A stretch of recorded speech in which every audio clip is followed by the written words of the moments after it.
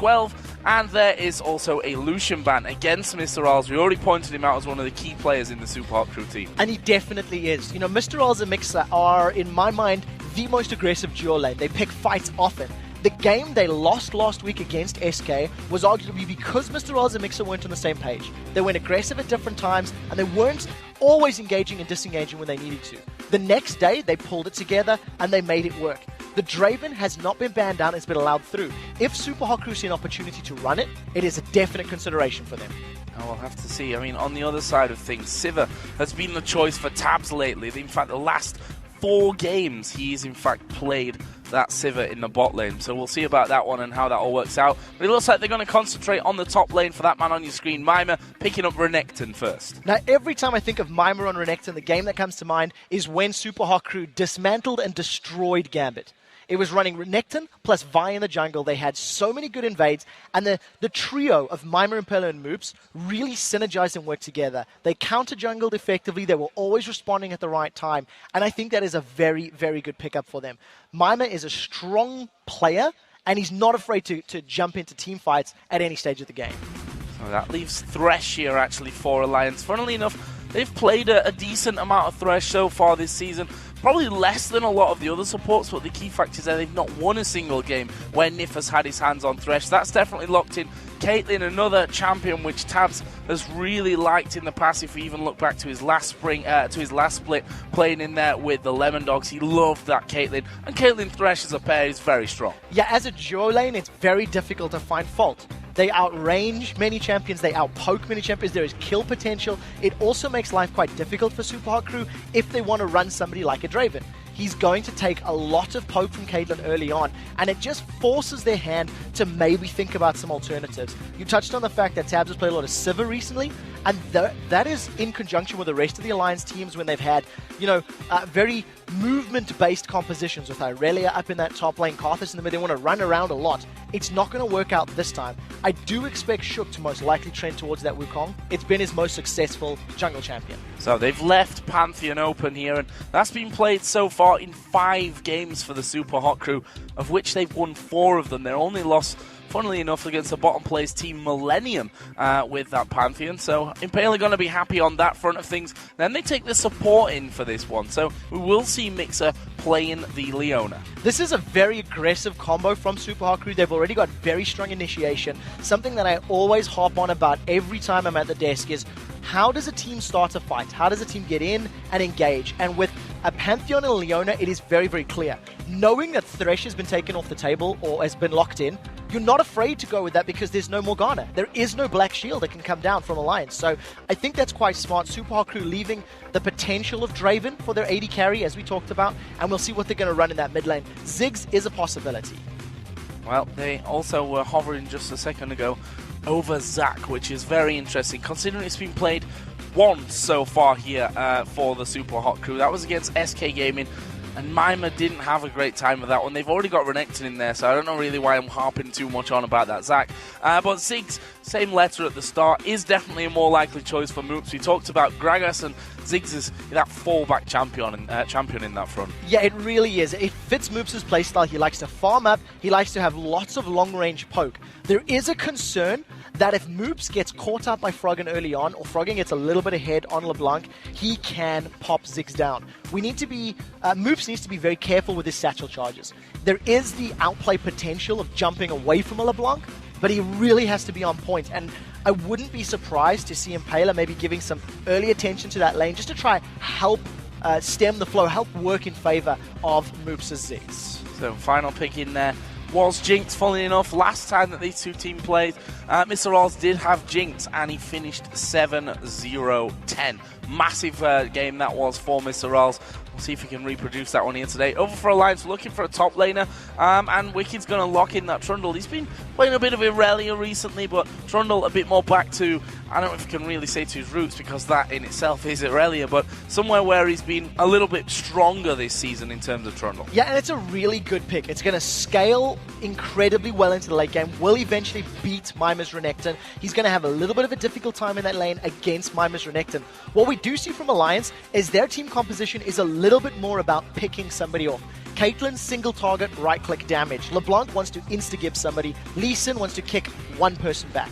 If Alliance do not find that pick, if they do not find Moops or Mr. Rolls in a team fight, the CC that can come down from a lot of the Super Hot Crew's members is going to make their team fights quite difficult. So we'll see how this sort of team fight AoE composition from Super Hot Crew does against the single target pick composition of Alliance. Interesting game coming up here. I mean, Super Hot Crew definitely got the more solid form, although they lost to Gambit and SK out of their last 5 games. Only 2 of them were losses, and that includes beating Alliance, beating Fnatic, and taking down Roccat last week as well. So really interested to see how this one goes. Well, with the 2 teams locked and loading, let's check out your votes on LOLesports.com. And as you can see, it's a close one. 51% to 49% in favor of the Super Hot Crew. Real close. It is an incredibly close vote. I would probably have tipped it further in Super Hot Crew's favor. I think they've been performing on a higher level, and they've been slightly more consistent over the last 3 or 4 weeks, and we'll see if they can keep it up right now. Well, remember, you guys can keep voting throughout this Super Week, and we'd also like to remind you that you can get seats here in Cologne and join us in the live audience to watch these matches. Just click on the tickets link at the top of LOLesports.com for all the details. But for now, we're going to jump into game. It's the Super Hot Crew taking on Alliance, and hopefully we're in for a real treat in this one. We've got a lot of games still to get through, and if the start of today is anything to go by, we're in for an absolute mega weekend. It's going to be an interesting laning phase here for the Super Hot Crew. I think Maima is going to have an advantage against Wicked. The mid lane of Moops and Froggen is going to be very dependent on who can get the early poke down, and I would actually give it to Moops and Ziggs at the very early level. At 6, that all changes. And in the duo lane, Mixer is going to struggle against Nif on that Thresh. If he takes too much poke too early, it's not going to make that all-in power at level 6 as strong or effective as they're looking for. So will we see anything at level 1? Last game was a bit of a treat for us at level 1 with the hook on towards Enrater that got things started off for Millennium. At the moment, though, we have that very standard 2014 season line defense at level 1 where they wait for the trinkets to come into play, get a few wards down and head off to lane. Yeah, you were mentioning if there's anything going to happen. There was about 1,000 caution pings there coming out from the side of Alliance. There's a few more. I'm not expecting anybody to go for any sorts of invades. We see both of these teams lining up to have the traditional laning phase, and I think the difficult one for the Super Hot Crew here is going to be Mr. Riles and Mixer. They really need to ensure they don't take too much harass, too much poke from Tabs and Nif, so they can get themselves to that level 6 point where their all-in power becomes much more effective. I think they're just pinging for the fun of it by now, I have to be honest. There's a lot of question marks on that top side of the map. A couple of wards down from the blue side, which were spotted there from Alliance going down. So Alliance know exactly where those wards are coming in. We'll see what they do about that one. As in the starts, we see that both junglers going back to their top side of the jungle camps. Impaler starting off by the blue. We see Shook starting off on the red buff. And they go off to lane straight away after that. Now we'll see how Shook does on this Lee Sin. It's a champion we haven't seen it on for a number of weeks. He did play very early on in the split, if memory serves correctly, and it's something that has great ability to outplay. We've seen Amazing do phenomenal on Lee Sin, but if I'm going to be very honest, Shook has not played at an exceptional level on champions like Elise, on champions like Lee Sin. He was struggling early on, so there's going to be a lot of pressure on him this game. Yeah, you were totally right with that one. It was actually against the Super Hot Crew last time we saw Lee Sin for them. That was paired with the Trundle on Wicked in the top lane as well, and in that one they just didn't really get rolling into things. Interesting to see how this bottom lane goes, though. We know how aggressive Mixer and Mr. Riles can be, but Alliance have hit level 2 first. Now, we talked about Mr. Riles going into this matchup. He has not died against Alliance. 17 kills and 17 assists over their 2 previous games, and he's on a champion that he has already used to great success against Alliance. There's no escape on this Jinx. If Super Hot Crew fall a little bit behind and Froggen, Shook and Wicked are able to dive onto Mr. Riles, they've got 3 champions that can stick to him fairly effectively and chase him down. So there's very little room for error once we do start getting to the phases where those champions can get involved and start picking fights. To play devil's advocate, though, when you're as aggressive as these two, you don't need an escape where you're going forward, that's for sure. We may just see that happening. In fact, no, we won't, because Impaler, as he did his golems there down on the bottom side of the jungle, decided to back off and go back up towards the top side of his jungle to do himself the Wraith Camp. Of course, he has those double buffs on. We'll see if he makes an appearance towards mid, where Froggen is already level 3, which makes you think that he's almost certainly got points in his escape right now. Yeah, so taking a look at Moops and Froggen, they're even on CS. Froggen is trying to position himself in front of that CS line to zone Moops away from XP and also to try to get some additional poke down. In terms of the lane setup, it seems very even right now. Impaler has come in behind both Nif and Tabs. The question is, can they catch Tabs out? Impaler, they don't know he's there. Impaler snuck himself in here. Nif and Tabs have no idea. They're going to look for Zenith Blade. It doesn't connect.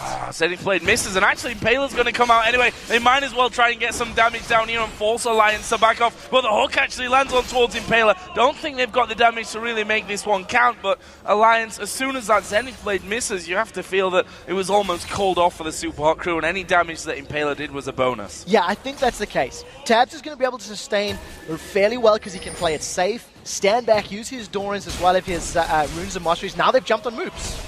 And there is Froggen going in. Half of Moops' health being evaporated there with that little combo. And actually, Shook playing this one quite aggressive right now. He's over in the Super Hot Crew jungle, just going to be taking away that big wolf, knowing that Impaler nowhere near that one after his little visit down towards bottom. That's very smart play from Shook, realizing that Impaler is far away. He was not going to be able to really challenge for, those jungle camps, and he makes it work for himself, getting a small lead. We'll see how we can continue to grow the CS advantage. It's approaching 10 right now, and if Shook can make his presence known in lane and actually get a gank going as well, that is a big advantage for him on this champion that really needs to get going in the early game, because once the game scales into 25, 30, 35 minutes, Lee Sin falls off in terms of damage and becomes a lot more utility-based. We can look there. We were just for a slight moment on that top lane, which we're not expecting any early kills to come down by, but we can see that Wicked actually picking up that double Doran's Blade along with the Doran Shield in there that he started off with. Is slightly behind in CS, but he'll catch that up now. Actually, that Mima has gone back home. He's going to be coming back into lane with a Giant's Bell. So that's a very interesting pickup here on Wicked.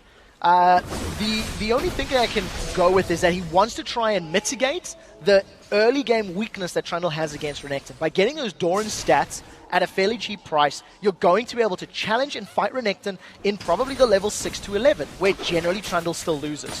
Now Moops has no mana.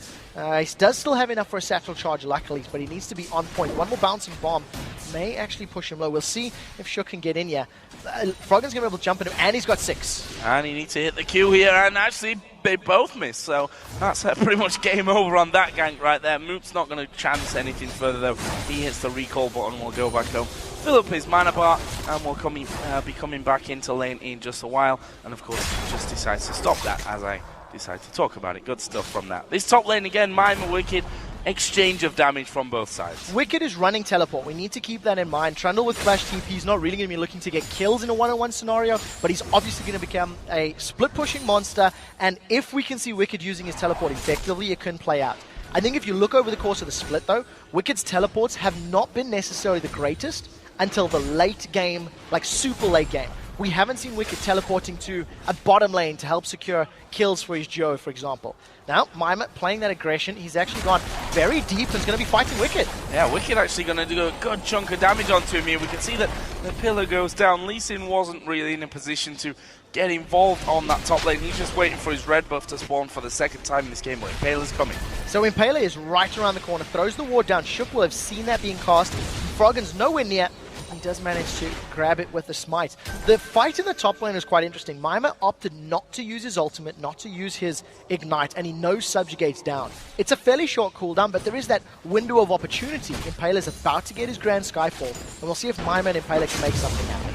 Yeah, Impaler here at level 5.5, let's call it, as he donates that blue buff over towards his mid lane of Moops. It's going to make him feel a little bit more comfortable. Does have that chalice and an amp tome, so building his way nicely up towards that Athene's Unholy Grail. A nice item for him to have to keep up the harassment and also protect him a little bit from Froggen. So one thing I want to talk about in terms of this game so far, 8 minutes in, we've seen very little action. Mr. Rals and Mixer have done very well in this bottom lane. They're about to hit level 6. They're even on CS with Tabs and Nif, who outrange them at this level of the game. Tabs and Nif have been pushing Mr. Rals and Mixer so incredibly intensely, but they haven't been poking them. They haven't been landing auto attacks under the turret, thanks to the gank from Impaler. Impaler came in very early on. Yes, he didn't get a kill, but the psychological fear was then placed. The worry that he could be there meant that Tabs and Nif has played aggressive, but without trying to really stomp on Mr. Ralls and Nicky. So you have to give them props. Doing so well against Caitlyn Thresh, which is very difficult. Oh, bit of damage coming in here on towards Mime. We see the Subjugate there, feeding that health back over to Wicked. He was pretty low on mana, and with Mime still having his ultimate and flash available, probably realised, you know what, I can't kill him anyway.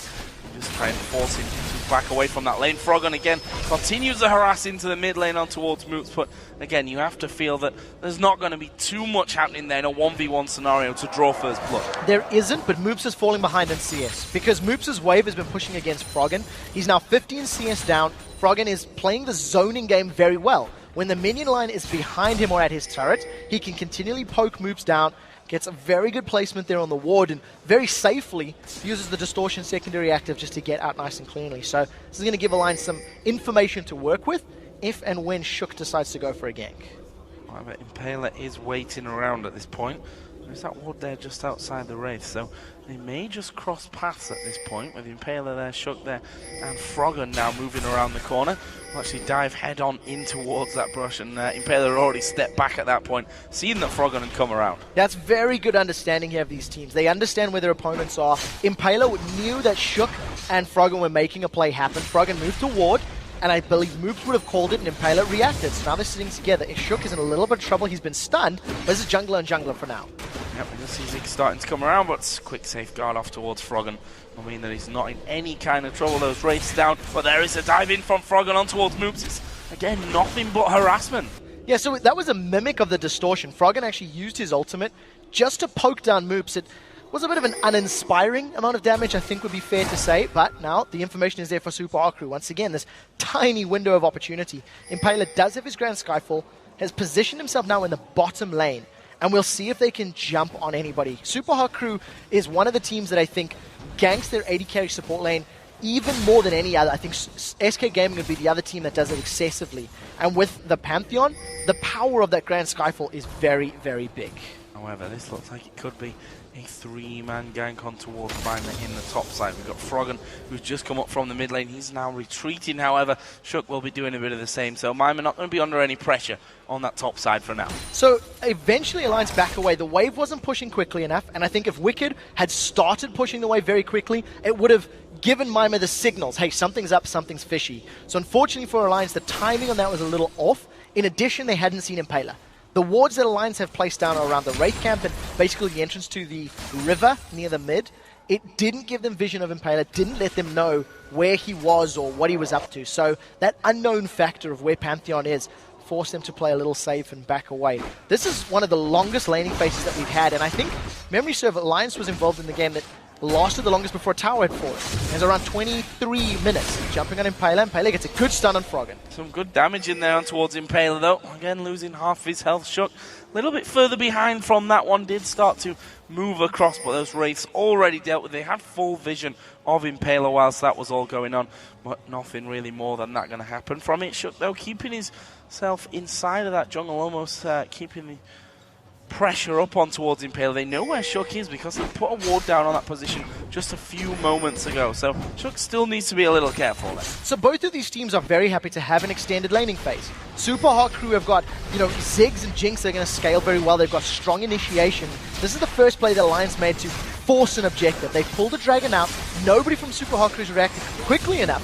And that is an uncontested dragon. Considering that Alliance have only secured one dragon out of the 10 in the last 2 games these teams have played, that was a very, very smart call, realizing the opportunity was there and getting the 4-man of Alliance to grab it. Really well done, and puts Alliance 1,400 gold into the lead of this one. I'll tell you what, Mimer's pretty low here in that top lane. Again, does have his ultimate. Wicked has no Subjugate after using that a little early on, and Wicked doing a good job here to actually stay up in farm with Mimer, and we're getting to that point now where the bullying of Renekton becomes less and less effective in that top lane. I actually think we hit that point even earlier because of those triple Doran's items that Wicked picked up. It's a very smart build that he's gone for the Bilgewater Cutlass because Mimer's gone tanky. So Wicked doesn't need to invest in these tanky stats because he can steal them from Mimer. Mimer did not go for the Tiamat Renekton, which is something that is used to excessively bully and completely dominate your lane. Wicked is even on CS in a lane matchup he should be losing. And yes, he's going to hit a item spike later, thanks to having 3 Doran's items, he's doing very, very well. He hasn't given up kills. He's still holding on to his tower. And I think this bodes well going into the mid-game. If you look at the other lanes in terms of CS there, mid lane, only a 2 CS difference between Moops and Froggen. Bottom lane, slight advantage for Tabs in that one. The only real significant difference in terms of farm is actually coming from the jungle here. Shook at 70 to 44 CS. Neither of them, to be honest, have spent much time in lane. No, neither of them had any sort of ganks, really. And I think part of the reason the CS is so much higher for Shook is the coordinated invades that Alliance have pulled off.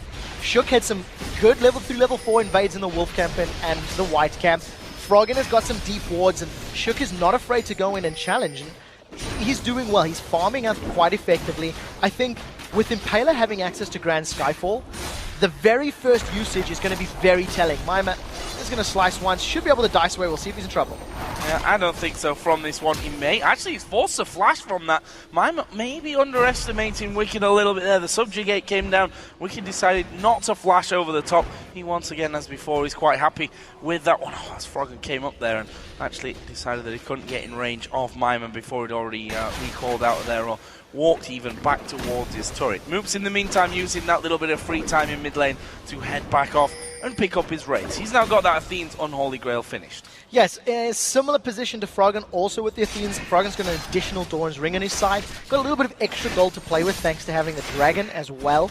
I think the first kill is going to come from somebody getting caught out of position. And right now, Alliance are trying to force somebody out of position by this invade. Shook and Froggen have been roaming the red buff area. They've been getting some pretty good vision down on Impaler. And you've seen earlier how much damage Froggen actually had on Impaler. So if Impaler starts off this red buff when it respawns, and Shook is nearby, that could be where Alliance find their first kill. They're slowly grinding the small lead. Now we see Wicked actually did go back to finish off his Blade of the Ruined King. Just came back into lane via the use of that teleport. Knows that he's not going to have to be called down for Dragon anytime soon. See a quick chomp down there and a couple of auto attacks onto Maima. Makes him feel a lot more comfortable. Maima with that pickaxe in there on top of his Sunfire Cape has struggled in terms of damage. You saw that flash forced out from him, but honestly, Shook's really not even tried to capitalize on the fact that that flash has been down. I actually think that top lane was left the way it was because Super Hot Crew felt Renekton beats Trundle, and Wicked said, I'm going to go for a build that will allow me to deal with him. So Alliance haven't made any gank attempts. We still, once again, see Shook and Froggen trying to invade. They've got 3 sweeping lenses, actually in reply to the 3 sweeping lenses that Super Hot Crew have. But again, everybody's just looking. They're trying to feel one another out. This is the first game of Super Week for these 2 teams.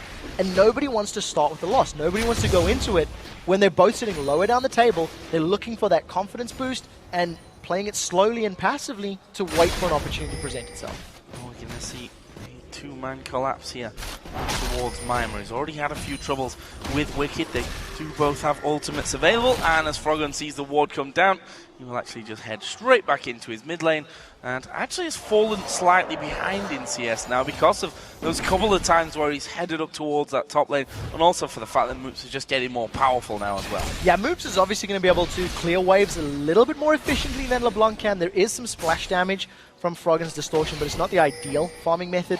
And we talked about how Shook hasn't really ganked Maima with no flash. Froggen was roaming. Froggen has tried once earlier, but the wave wasn't pushing in his favor. And now knowing that that flash is still going to be down for another minute or 2 is why he was trying to make something happen. But once again, as it stands, both these teams are super happy to farm, super happy to get items before they force a fight. Maybe the next Dragon could be the point where somebody has to go in. Feels like one of those games where you see nothing for quite a while, then all of a sudden it just goes absolutely crazy. That could be that moment coming in right now. We see Maima, he's pushed on towards his turret, 2 men are coming in. Dominus is available for Maima, he needs to play this perfectly. They're going to go for him anyway, and there is the kick straight back, and that will be first blood. Almost looked too easy for Alliance in that point. They got a couple of minions there. They could probably tank this one up long enough to take it down. Yeah, and that was just a really well-timed move by Alliance. They get a kill, they get a tower. Unfortunately, their duo lane was had backed a moment or 2 before, so they also lost their bottom tower in return.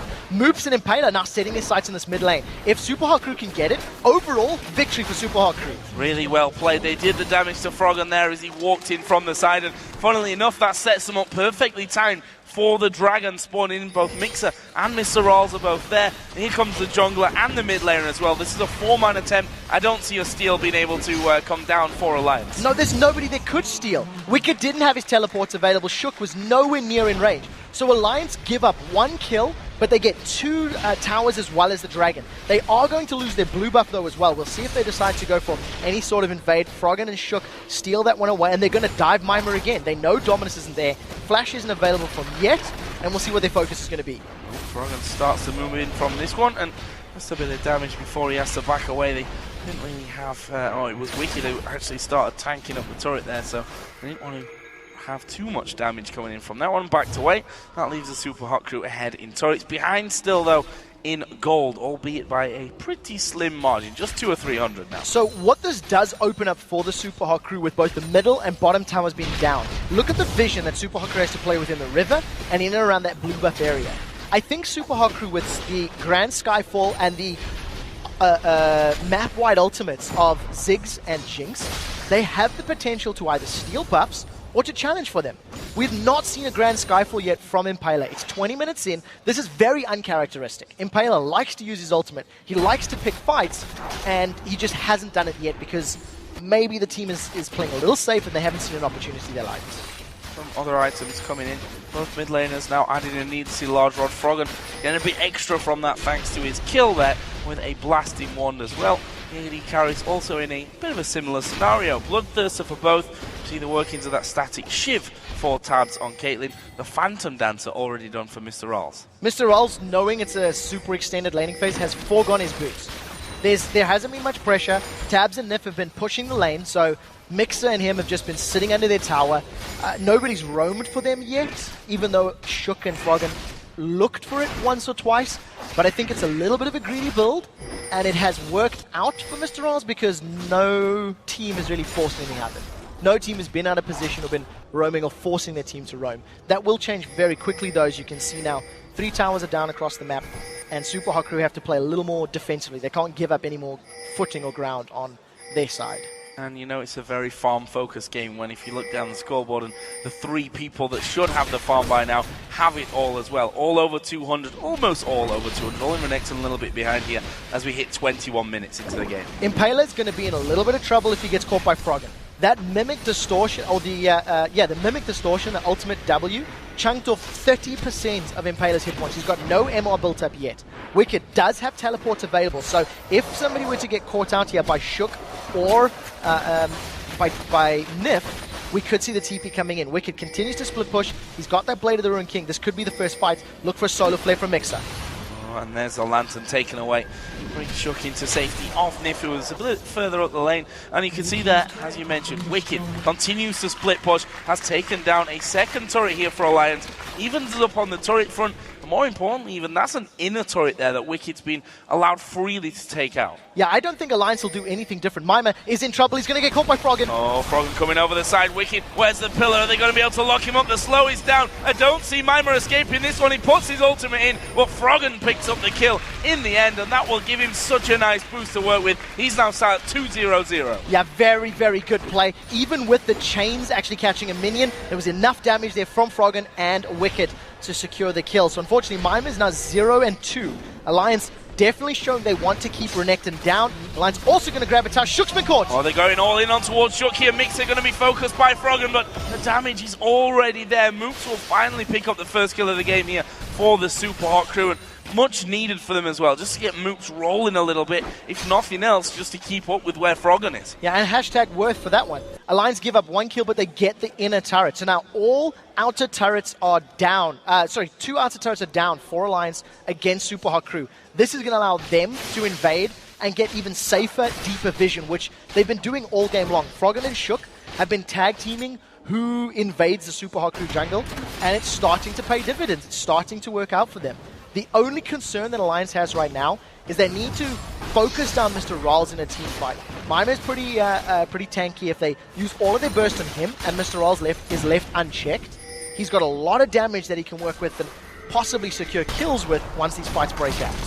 So you can see Wicked having to go at Mima up on the top side, and he's got that Randuin's down with a pillar coming in. Mima's actually got no flash here. Wicked has just received pings from the rest of his team that the entire Super Hot Crew side were coming up the river, so he decided to back off it. But nonetheless, that's a scary thought for Mima, who's now, well, he's having trouble, to put it bluntly. 0-2-0. He's fallen behind in the farm, and he's just not able to deal with Wicked in that top lane. The other thing to remember is that was a first pick Renekton. Super Hot Crew put all their chips on their first pick in Mima's Renekton, and it hasn't done a thing yet. I mean, that's a fact. He went even in lane against a Trundle, which you should never do. He was fighting, and I think, truthfully, Mima should have played a little more defensively when Wicked was winning those fights.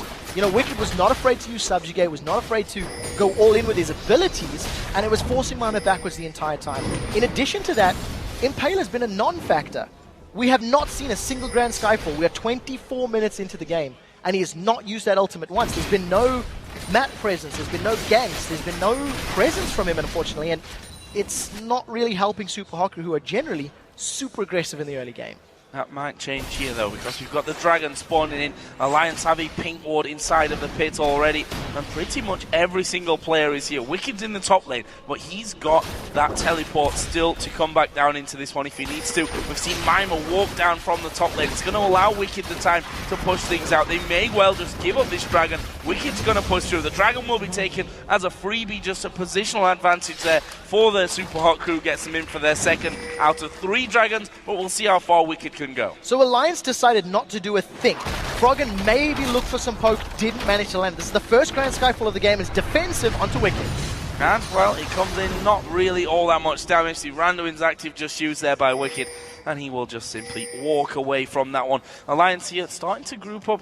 I say group up, it's Froggen again, as you expect out of him with LeBlanc, just hanging around in those bushes, looking to catch anyone out that he can blow up. No, I feel like Alliance will continue to play this style. They've got champions that have got pretty good wave clear. If you leave Caitlyn under the tower, she can do fairly well. And actually, it's only Caitlyn. So if Alliance are forced into a siege situation, Super Hot Crew can do well. But I think Super Hot Crew need to avoid giving up kills from people to the sides. You know, they can't allow Shook to jump in, kick anybody backwards like we've seen Amazing do in previous weeks. Super Hot Crew cannot allow Moops or Mr. Ralls to get caught up by Froggen's burst. And I think if Alliance continue to just play the vision game, and look for safe picks that will convert to towers, thanks to Wicked split pushing, that's most likely the way they're going to play this game. Seeing Wicked waiting in the brush for Mima. He's got a level advantage on him. We've just seen Lee Sin sneaking around the side. Mima's just realized that he could be in a little bit of trouble from this one again. No flash available for him. He's going to slice and dice through. The Q has already landed. There's a pillar to slow him down as well, but actually they decide not to go through. They'd spotted, I think, Impaler coming up from that ward earlier on that they put down by the Wolves, and that just says, okay, we've hurt Mima, we force him away again. We just go back to the start and to the plan. In addition, the entire mid lane, seeing every member of Super Hot Crew leave the lane, starting to run up to the river. So the rest of Alliance would have been calling back. If a Super Mega Death Rockets and a Mega Inferno Bomb had caught together with the Grand Skyfall, there is actually execution potential. There is some, room to get kills. And if you look at Shook and Wicked, they have not prioritized magic resistance at all. You've got a tiny bit of MR from those Merc trades for Shook, but nothing on Wicked just yet. And with Impaler getting closer to having that Void Staff completed, he's got a Death Cap and Athenians. Those bombs are going to hit very, very hard. Well, 27 minutes in this one, so let's take a bit of a recap of the game as a whole. 2,000 gold lead is what Alliance are currently sat on, a 2-1 kill lead, and up by 1 turret at this stage of the game as well. See those Dragons. Strangely, funnily enough, considering that this game has been so relaxed in terms of gank and real pressure around the map as a whole, the Dragons have been strangely free to take. They've been gifted to either team, I think is a good way to talk about it. And part of the reason for that, Alliance got the first one, Super Hot Crew couldn't challenge. Super Hot Crew got the next one, and Alliance are a little bit of afraid of the 5v5. They don't want to get grouped. They don't want to get caught by Leona. They don't want Pantheon Grand Skypoint. They don't want the splash. They've caught Mixer. They're going in. Froggen coming in from the side. The hook landing on towards Mixer, and Mixer's going to go down before he can do much. They do get a kill back on towards Thresh, but Rawls is dead. This is bad news for the Super Hot Crew, and now they're going to chase down Mook. Can they? Oh, he goes through Mima. Not sure how he didn't block that one, but now he's going to be chased down by the rest of the team. That's 4 men dead for the Super Hot Crew. And honestly, Alliance lost one man. Froggen took a little bit of a beating, but they're going to just back off straight to Baron. Super Hot Crew were sitting in the mid lane. 4 members there. Mima was nowhere near. He was in the top lane and needed to come down. Wicked was able to teleport in. Take a look at the minimap. Wicked is teleporting in, and Alliance just found a pick. They jump onto Mixer. Mixer's forced to use a sub-optimal solar flare, and thanks to Wicked's great Pillar of Ice, he locks Mr. Rolls against a tree line with Shook behind him and Trundle in front of him. Froggen comes in to get the last hit and grab the kill. Simply put, Super Hot Crew should not have been that overextended without their full force, without all 5 members, and they probably just forgot about the teleport. Forgot that it was there, forgot it was available. Alliance jump in, they grab themselves the ace, almost 4 kills rather, and a Baron. Yeah, whilst that replay was going down, Alliance taking themselves a nice Baron, which Nif had respawned for as well, so all 5 members of the Alliance team getting that. What I'm really interested in is how they actually go for this one now, because he said just a few moments ago they're not really in for that 5-on-5, but it was again the perfect kind of scenario for a team like this. Complete confusion and chaos by the Super Hot Crew. We saw that the Solar Flare went to the back, the bomb from Ziggs went somewhere off in the middle, only really to hit Froggen. Mr. Rals got kicked back against the trees and they knocked in and locked up with the pillar. They were in chaos, and that's what Alliance won. So 2 minutes ago, Alliance were not looking for a 5v5. The composition of Super Hot Crew would just do slightly better in that scenario, unless Alliance could find a pick. And what Alliance were able to do is realize that it was going to be a 4v4 or 5-on-4, and they were able to get so much burst damage down into Mixer early, and they were split up. Shook came from behind, Wicked came from the middle lane, you had Tab sitting further up the mid, so the group, the AoE, was never a real threat from Super Hot Crew. Now that Alliance have got a 6k gold lead and the Baron and the statistics that Baron gives you in all the regen, now all of a sudden Alliance can actually start to pick fights. They've got that mismatch evened out thanks to having a superior position. We see Mix is the one starting it, can't even catch Shook. Not close. Well, it was pretty close to getting into a Chuck, but that good old Lantern bringing him back. Right now, Mima is trying to hold off the assault on this bottom lane, and actually 2 of them are down there, so this could be really interesting. They can have a 3-man push towards the middle. We've got Wicked pushing that top lane, so that 1-3-1 split here working out great for Alliance. Mr. Riles is walking back to base. He went to finish his last Whisper. He wasn't in range to defend. Nobody's touched Wicked up until this exact moment. Now Froggen is left unchecked on the bottom lane. Alliance are just running circles around Super Hot Crew, and Super Hot Crew have got absolutely no defense. Mega Inferno Bomb still available. Grand Skyfall still available. Alliance have just secured themselves 2 turrets at 0 cost. There was 0 threat there. There was nothing that Alliance had to do to get those other than just walk up to them.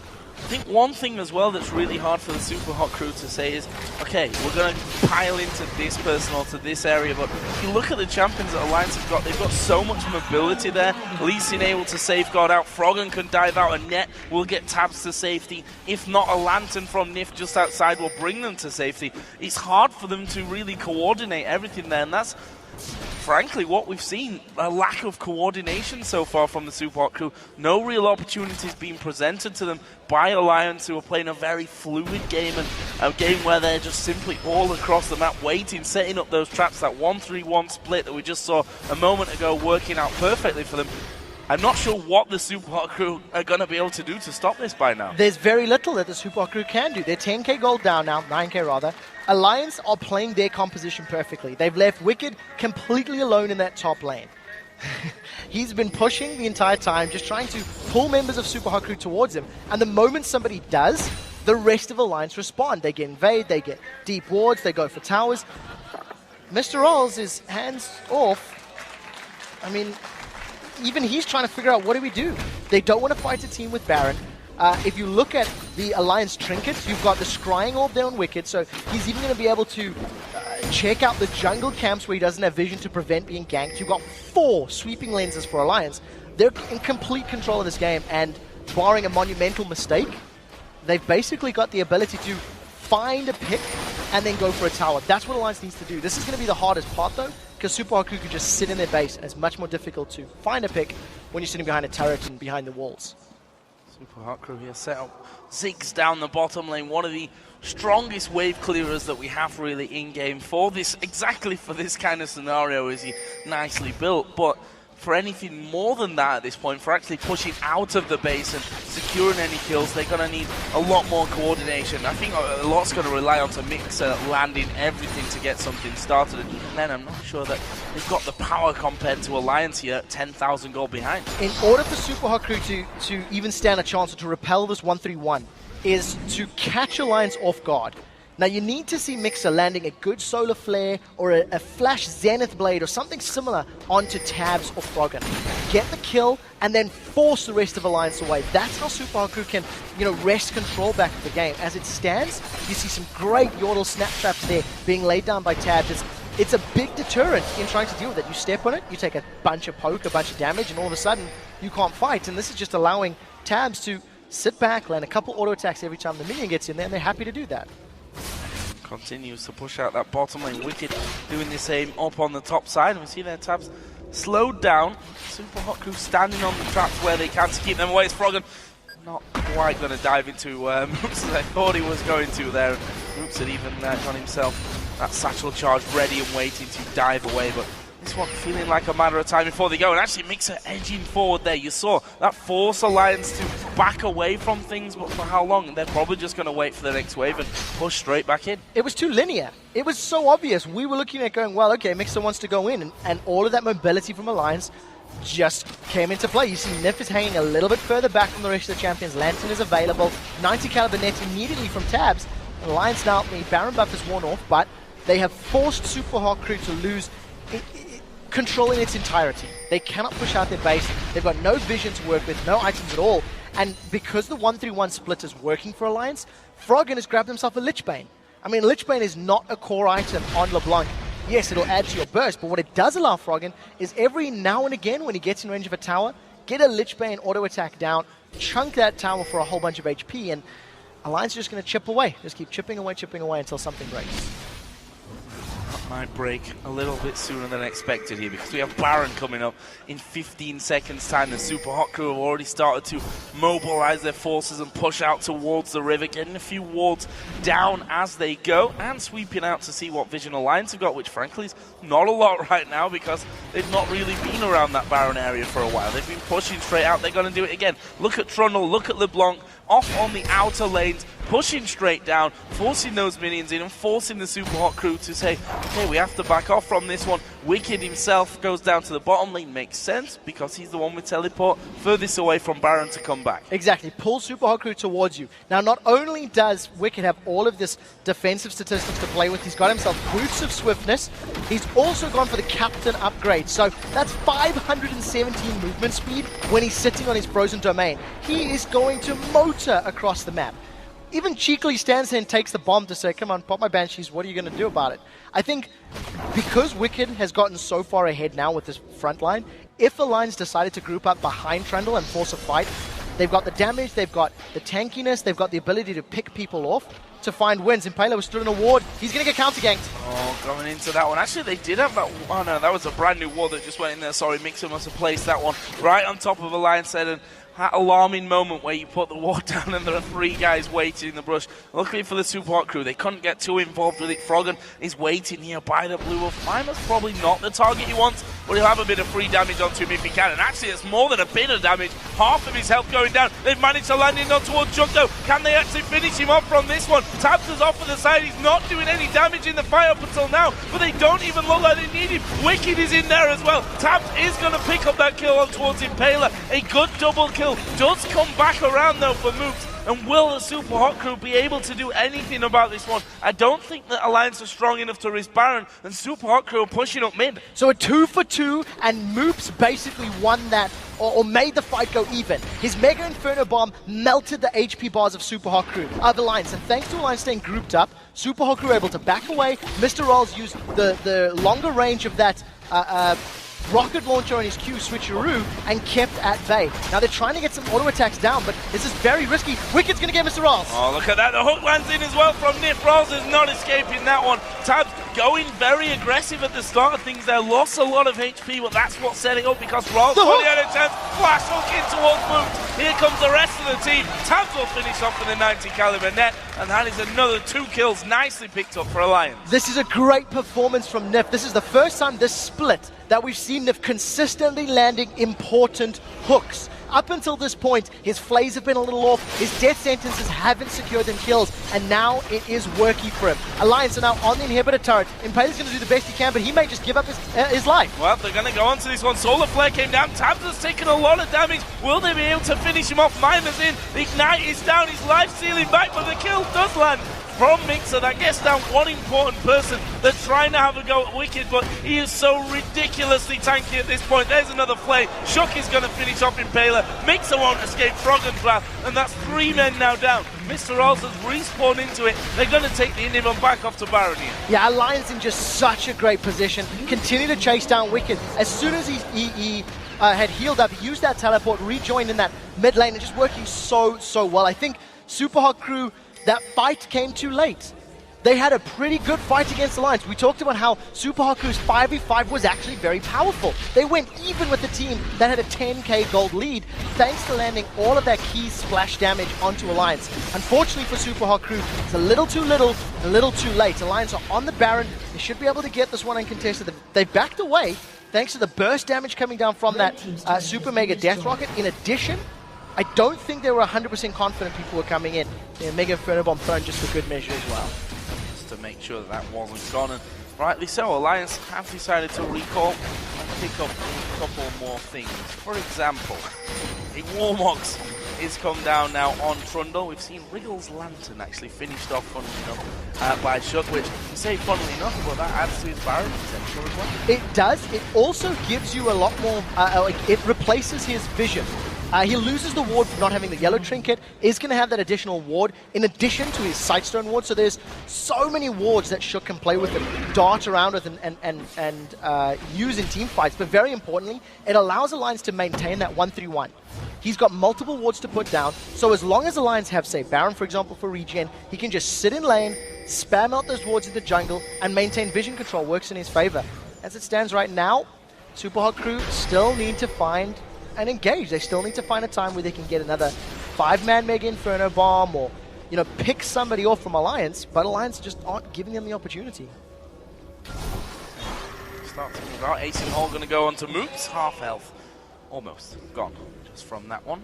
Tabs with the GA becomes less of a valuable target now for the Super Hot Crew as well, because he's coming back into it. Tabs, we have said a few times throughout the season, also in this one so far, has been in a couple of dangerous positions. We'll see if that comes in again. There's a hook on towards Mixer. He's going to die before the rest of the team can do anything about it. And with that man down, all their initiation, or not all of it, but, well, it is really all of it. That is gone now. How are they going to stop this from happening? It's going to be all or nothing. Yeah, Alliance completely melted him. They got the kill. They're going to secure themselves a Baron. Super Hot Crew are going to go for this last-ditch effort. They've started on the inner turret. They're going to trade inner turret for Baron. The problem is, I don't think they can continue. The steal? Nope. No. Close though, very close. I had to read twice there as to who had actually taken that one. Impaler though, he's stuck inside of that Baron pit. He's got Froggen to contend with. They're going to take down the inhibitor here as well. Not quite the inhibitor, because Super Hot Crew decided we have to escape from this one. We have to get away. And look at the troll beasting around the corner. His Banshee stops one from the Flame Choppers, doesn't stop him getting away. Now Mimer going to be hit by the Q. He was slowed by the Randuins. Froggen is there as well, and Mimer trapped up inside this blue buff pit. Might be able to take a blue buff with him, not even that. Froggen gets that and the kill. Meanwhile, Tabs did take down Ziggs. That was actually at the back. I don't know where Moops was even going from that one. He'd headed off behind the inner turret on the bottom lane. That's 3 men down. A minute spawn timer on Moops and Mimer. 20 seconds on Impaler. Alliance might be able to take a few more things out of the base of the Super Hot Crew. They may even try push to finish the game. This is a quick replay of Moops getting caught out. You can see that's the ace in the hole going down. I think minions are going to work in his favor. Tabs will get the last auto attack. But we do see the rest of Alliance in the base. They've got a lot of damage to play with. He's just starting on the bottom. Fairly easy moves, just trying to get away, not working out. This is another turret for Alliance. Another inhibitor by the looks of things. Don't see what Super Hot Crew can do to stop that one. That means that these super minions are going to start streaming in. For me, Alliance are strong enough right now to head straight up onto that top lane. and have a go on the third and final inning turret, or maybe even head towards the Nexus turrets. They are going to be going for that one. Froggen dives in towards the back to do the damage. The first Nexus turret going to go low. Tabs gets hit by the Solar Flare, but he's got a GA. He doesn't care. He gets a kill. Second man goes down. Now it's all down to Impaler, who will be burst to pieces as well. He took Froggen with him, but that's not enough. Moops and Mime now coming back into the game, but the Nexus turrets are already gone. The Nexus itself is down to less than half HP, and Alliance going to pick up their first victory of Super Week over the Super Hot crew. A very good performance from Alliance. They played patiently, they played controlled, and I think they played their composition perfectly. They left Trundle to split push, and they just looked for picks. To be fair, Super Hot crew did not show up. Super Hot crew did so little in this game. It's a combination of Alliance playing great and Super Hot crew just not doing anything, I'm afraid. The thing is, the way that they played this as well, very much that pick combo, relying on Froggen to get rolling so that they could have that 1-3-1 in action. You have to wonder if we'd have seen that aggression and early start from the Super Hot crew that would have got them ahead in the game, that pick combo becomes a lot less successful and a lot less damaging in the grand scheme of things. And in a 5v5 fight where the Super Hot crew would have been ahead, could have been a totally different